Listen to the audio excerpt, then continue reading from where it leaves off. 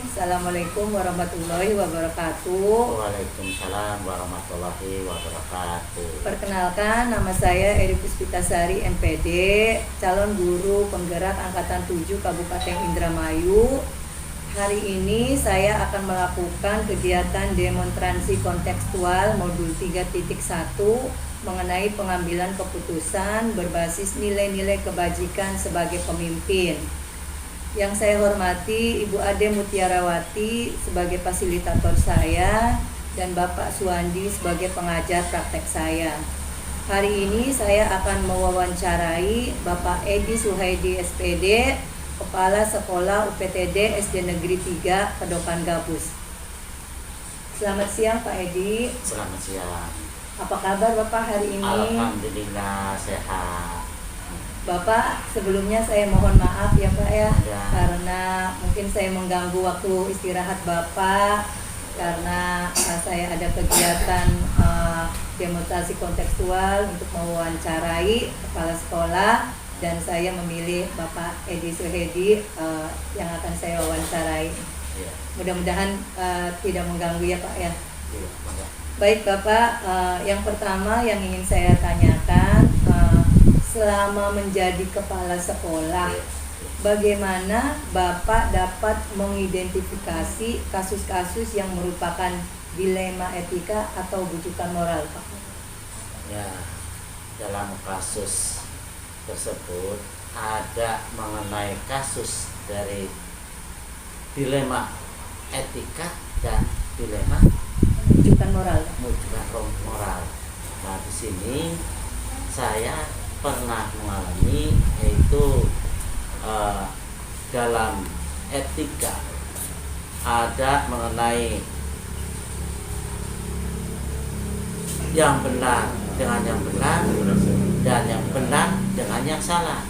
Nah, itu kita ambil dari rujukan etikanya itu. Jadi mana guru dalam kasus yang benar dan antara benar dan yang salahnya itu. Ya, baik Pak. Terus selama ini bagaimana Bapak menjalankan pengambilan keputusan di sekolah Bapak, terutama untuk kasus-kasus di mana ada dua kepentingan yang sama-sama benar atau juga sama-sama yang mengandung nilai kebajikan? Nah, di sini kita suatu contoh ada guru ya, memang di sekolah kami itu kebanyakan gurunya guru honor, jadi agak bingung gitu. Kalau dilema dari guru honor kayak seperti ditekan dalam kedisiplinan, kayak tuh guru honor ya ada sedikit balelok lah, itu mah terserah. Kadang-kadang ya bisa saja guru honor yang bisa disiplin, itu kita dilemanya dari guru honor, sedangkan guru negerinya cuma satu. Jadi saya tuh bingung nih kalau ada sesuatu kasus dari kedinasan guru-guru itu, karena guru honor kebanyakannya ya hanya tuntutan dari material atau materi, sedangkan tuntutan dari kedisiplinan sekarang sudah mengurangi. Itu dilemanya. Berarti dilema etika yang Bapak hadapi sekarang itu mengenai guru honor yang kurang disiplin ya Pak ya, Iya, intinya ya. iya. Ya mungkin karena mereka beranggapan tidak mempunyai gaji yang di atas rata-rata mungkin ya Pak ya. Iya, Jadi iya. dari segi kehadiran Iya, dia tidak disiplin, iya. kemudian juga ya ada agak apa tadi yang Bapak katakan baleho lah seperti itu ya iya. Pak. Ya baik Bapak, kira-kira Pak dengan kasus yang Bapak hadapi tadi, ada tidak langkah-langkah atau prosedur apa yang biasa Bapak lakukan Pak? Ya, prosedurnya dulu itu saya ditegur, tapi ya secara empat mata dulu. Nah ini karena yang kebanyakan guru honor ya, jadi saya itu hanya dengan cara lisan dan disiplin, maklum ini masalah kedisiplinan. Nah ini kami mengambil keputusannya ya dipanggil secara empat mata.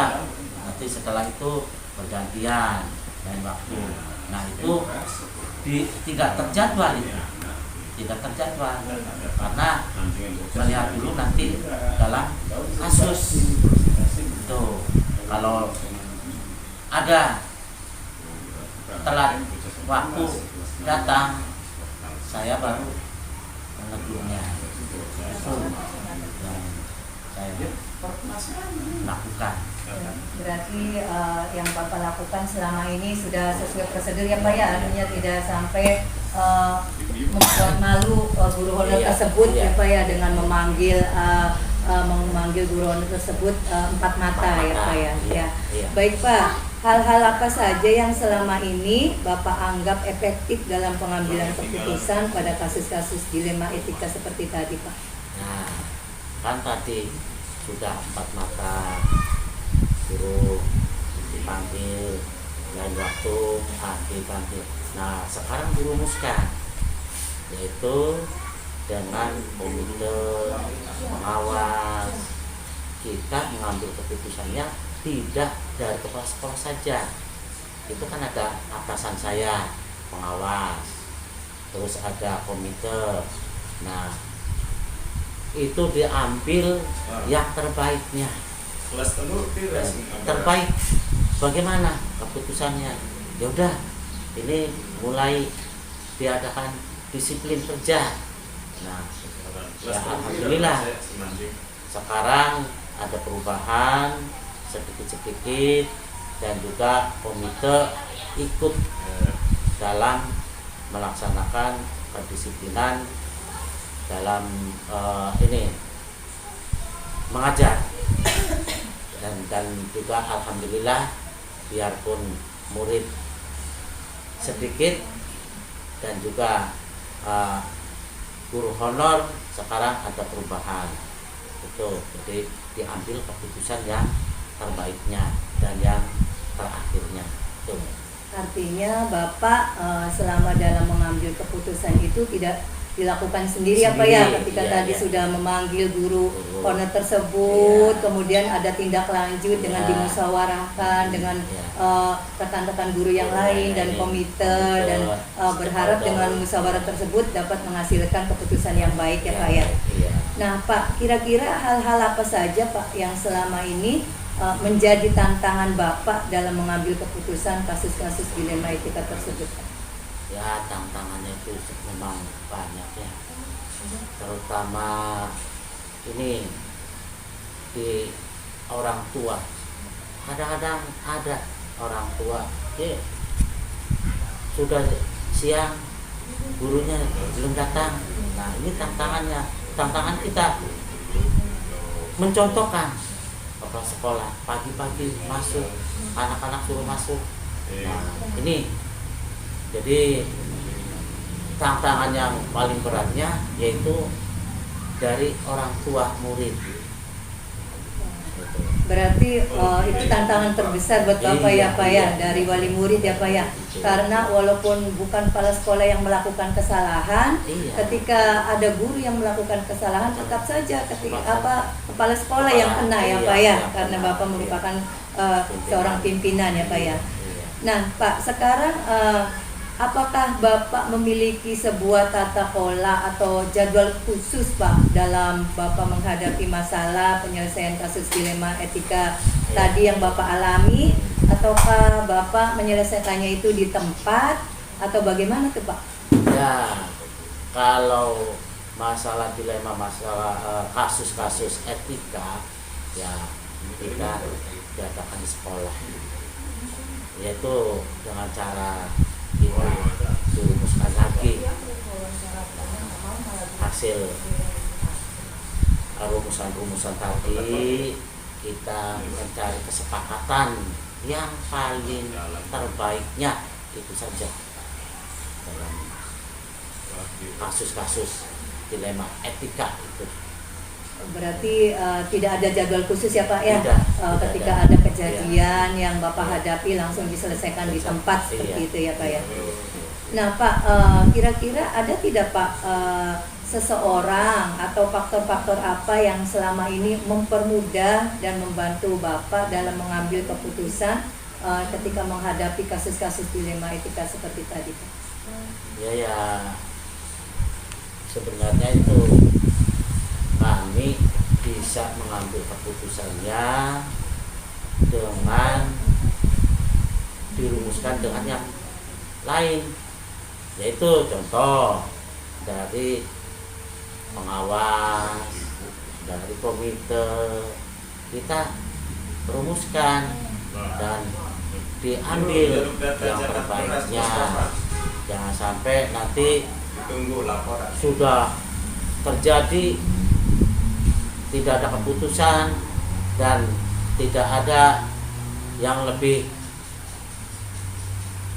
tinggi lagi ya, dalam arti pengawas atau komite. Jadi harus sama-sama lah berembuk. Ya, intinya berarti harus ada kolaborasi dan kerjasama ya Pak ya, antara pihak sekolah, komite dan juga pihak dari wali murid semua ya Pak ya, agar kasus-kasus yang terjadi di sekolah itu semua mengetahui dan bisa diselesaikan bersama-sama gitu ya Pak ya.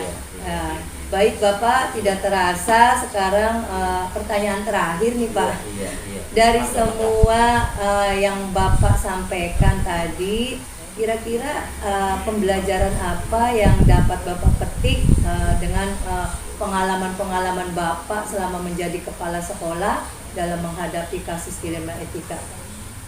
Ya, pengalamannya itu sebenarnya banyak ya, karena dilema etika dan moral yang namanya guru itu sebenarnya diguru dan ditinggu, dan juga etika itu sebagai guru kita harus benar-benar ditanamkan kepada masyarakat dan juga pada murid. Jadi banyak sekali kita ya sebenarnya ya mohonlah untuk semua karyawan semuanya ya semua, jadi harus ada pengertian. Jadi semua dilema itu kita dihapuskan lah itu. Ya berarti sangat penting sekali ya Pak ya, etika itu kita junjung, apalagi kita sebagai pendidik ya Pak ya, terutama Bapak sebagai kepala sekolah harus mempunyai etika yang baik supaya bisa dicontoh oleh guru-guru yang lain dan juga siswa terutamanya ya Pak ya. Baik Bapak, terima kasih atas waktunya. Mudah-mudahan wawancara kita kali ini membawa manfaat untuk saya pribadi dan Bapak dan semuanya. Saya juga mohon maaf apabila dalam wawancara ini ada kata-kata yang kurang berkenan dan menyinggung hati Bapak. Saya mohon maaf ya Pak. Saya akhiri saja wawancara ini dengan bacaan hamdalah. Wassalamualaikum warahmatullahi wabarakatuh. Waalaikumsalam. Terima kasih Pak Edi. Ya, sama-sama.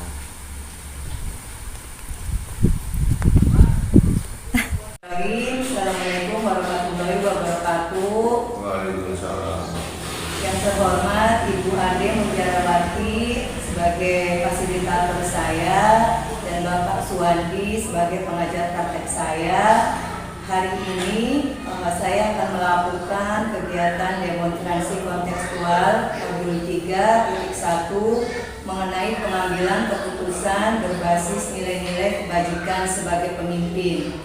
Hari ini saya akan mewawancarai Bapak Darso SPD, Kepala Sekolah UPTD SD Negeri 2 Kedokan Gabus. Sebelumnya perkenalkan dulu, nama saya Eri Puspitasari, MPD, calon guru penggerak angkatan 7 dari Kabupaten Indramayu. Selamat siang Pak Darso. Iya. Sebelumnya saya ucapkan terima kasih Pak atas waktunya Bapak, karena mau saya wawancarai untuk kegiatan saya di demonstrasi kontekstual kegiatan di CGP Angkatan 7 Kabupaten Indramayu. Apa kabar Pak Darso hari ini? Alhamdulillah baik dan sehat selalu. Alhamdulillah ya Pak ya. Mudah-mudahan kegiatan ini tidak menjadikan beban untuk Bapak ya Pak. Baik Bapak, kita bincang-bincang mulai ya Pak ya. Yang pertama ingin saya tanyakan Pak, selama Bapak menjadi kepala sekolah, bagaimana Bapak dapat mengidentifikasi kasus-kasus yang merupakan dilema etika ataupun rujukan moral? Saya selama menjabat di kepala sekolah hampir 15 tahun, dari sekolah A ke sekolah B dan seterusnya. Ini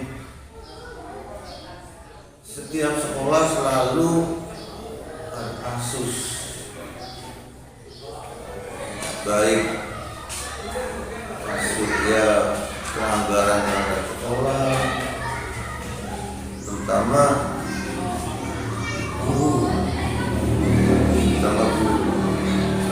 guru honor, karena guru honor ini apa ya, kalau digajinya itu tidak sesuai dengan apa, tidak sesuai dengan jam kerjanya. Jadi kami untuk meninjak guru honor itu yang sangat berpingin, kalau diberhentikan ya kekurangan guru, kalau tidak ya bagaimana ya, sehingga kami terhadap guru honor tersebut ya, yang penting mah dapat berjalan dengan lancar aja gitu. Oh, berarti kasus dilema etikanya mengenai guru honor ya Pak Iya, ya? guru honor. Karena mungkin ketidaksesuaian Sesuai gajinya dengan ya Pak ya, gajinya. antara jam mengajar Jam dengan mengajar. gaji yang diterima oleh Iya. guru. Baik Bapak, selama ini bagaimana Bapak menjalankan pengambilan keputusan di sekolah, terutama untuk kasus-kasus di mana ada dua kepentingan yang sama-sama benar atau juga sama-sama mengambil kewajiban?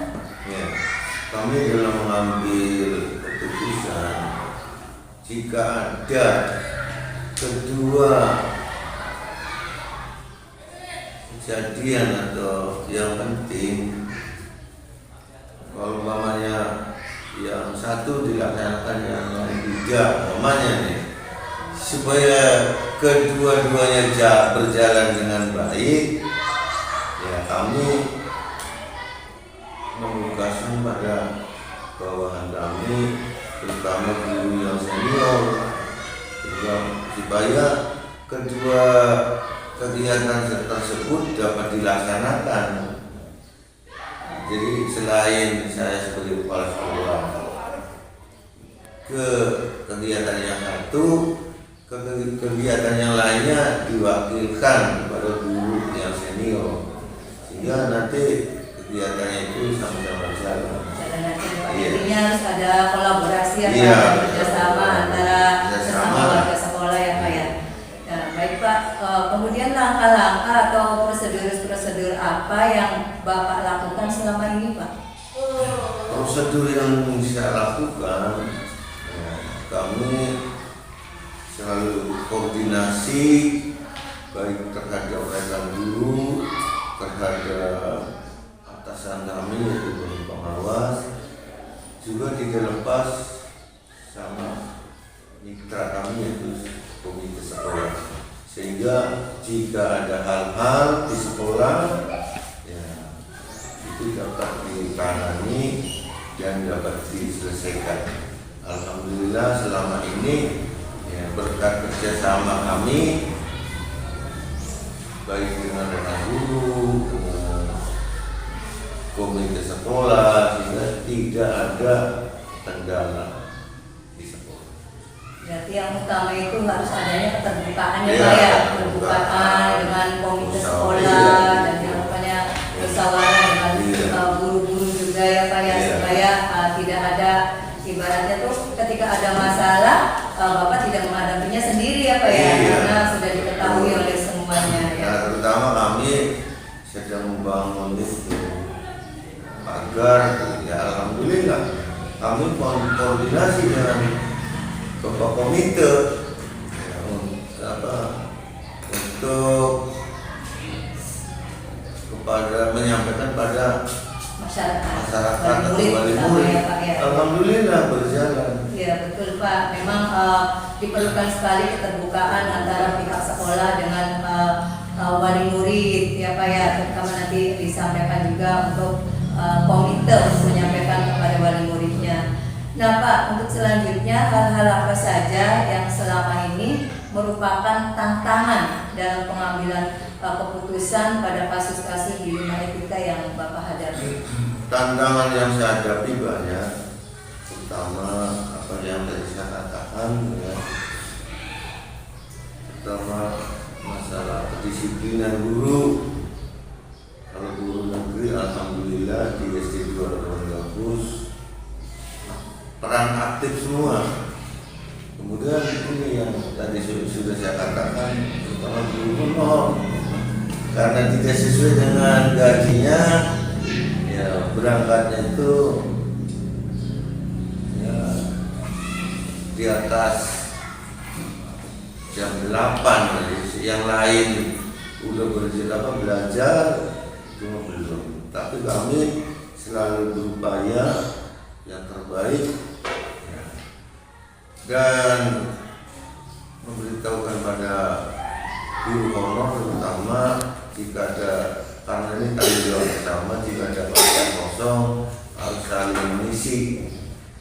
Itu yang pertama. Yang kedua, kepada tantangan wali murid terutama. Wali murid itu menuntut pada sekolah ya, supaya anaknya jadi anak yang pintar gitu. Sekolah berupaya menurut kemampuan. Nah, kemudian apa yang tadi saya katakan bahwa mendidik anak itu bukan hanya guru saja. Mendidik anak itu adalah tanggung jawab bersama. Contohnya, guru di sekolah memberitahukan atau menginformasikan supaya jangan nakal dan sebagainya. Tapi orang tuanya nggak pernah di rumah itu ya, memberi arahan dan bimbingan pada anaknya, sehingga anaknya ya kurang baik. Nah, tapi iya, sehingga ya kami selalu berkoordinasi dengan orang tua. Yuk kita sama-sama untuk mendidik, membimbing siswa. Karena segala sesuatu pun ya nanti sekolah itu tetap aja bawa-bawa kalau ada masalah. Betul sekali ya Pak ya. Iya. Berarti tantangannya itu kalau kita cermati itu banyak sekali ya Pak ya. Iya, Pertama banyak. dari disiplin kita di lingkungan sekolah, kemudian juga dari wali murid terutama ya Pak ya. Berarti kita sebagai seorang pendidik itu harus juga bekerja sama dengan wali murid, jangan Iya. hanya dengan warga sekolah ya Pak ya, untuk meningkatkan kebaikan untuk pembelajaran murid selanjutnya ya Pak ya. Nah Pak, apakah Bapak memiliki sebuah tata pola atau jadwal khusus Pak dalam menyelesaikan kasus dilema etika itu? Ataukah Bapak langsung menyelesaikan masalahnya di tempat atau memiliki sebuah jadwal penyesuaian yang lainnya gitu Pak? Bentuk atau prosedurnya itu seperti apa Pak? Ya, kalau jadwal khusus ada, terutama pada guru-guru, karena kami selalu kepala sekolah itu tiap bulannya lalu mengadakan yang namanya supervisi kelas. Itu sudah terjadwal. Contohnya umpamanya bulan ini di kelas 1, bulan berikutnya di kelas 2, itu sudah terjadwal. Tapi kalau mengenai kejadian-kejadian itu kan sewaktu-waktu yang tidak disangka-sangka, sehingga kami ya menanganinya secara apa ya tidak ada jadwal. Begitu ada kejadian kami cepat menangani atau menyelesaikan kasus tersebut. Berarti Bapak dalam menangani masalah itu tidak ada jadwal khusus ya Pak ya? Iya. Tidak ada kejadian berarti langsung diselesaikan seperti itu ya Pak. Nah Pak, kira-kira ada tidak seseorang atau faktor-faktor apa yang bisa mempermudah atau membantu Bapak dalam mengambil keputusan dengan kasus-kasus dilema kita yang Bapak hadapi tadi? Banyak ya membantu kami terutama stakeholder. Kami punya mitra seperti sekolah, juga punya rekan guru, punya teman kepala sekolah atau forum. Jadi jika ada hal-hal yang atau kejadian ini, kami selalu konfirmasi atau bekerja sama bagaimana menjalin hubungan yang baik supaya tidak terjadi hal-hal yang tidak diinginkan di sekolah. Jadi banyak yang membantu kami, forum kepala sekolah, komite sekolah, dan juga rekan guru. Alhamdulillah ya Pak ya, Iya, artinya ada dukungan dari semua pihak ya Pak ya. Iya. Semua orang bisa membantu Bapak dalam meningkatkan prestasi Bapak, terutama Bapak sebagai kepala sekolah. Nah Pak, tidak terasa nih Pak, ngobrol kita kali ini untuk pertanyaan saya yang terakhir nih Pak, dari semua hal-hal yang sudah Bapak sampaikan tadi mengenai kasus yang Bapak hadapi, kemudian penanganannya seperti apa, dan juga kerjasama yang Bapak lakukan. Nah, kira-kira pembelajaran apa yang Bapak petik dari pengalaman Bapak selama mengambil keputusan dilema etika, Pak? Pelajaran yang saya ambil dalam pelajaran dilema etika adalah tidak lepas daripada apa yang telah dilakukan, mana yang terbaik dan mana yang kurang baik. Yang terbaik tentunya kami pertahankan, dan yang kurang baik sedikit demi sedikit kami berbenah supaya menjadi baik, sehingga semuanya nanti akan seiring, akan seimbang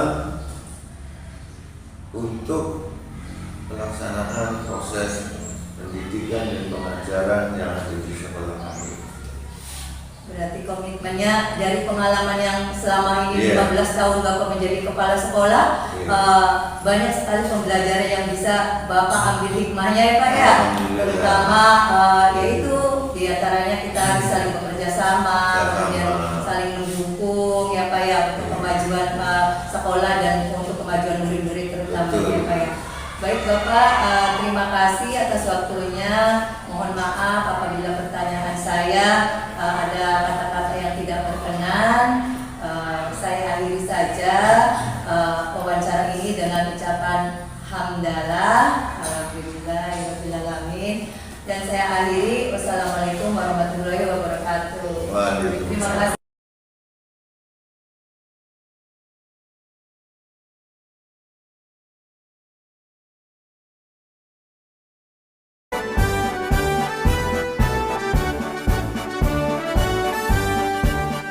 Bulatkan tekad, kuatkan hati, negeri ini memanggilmu kawan.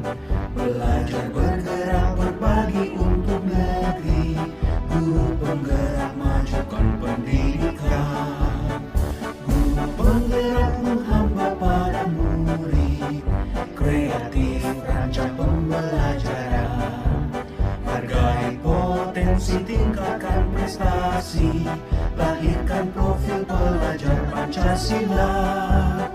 Belajar bergerak berbagi untuk negeri, kita menjalin kolaborasi.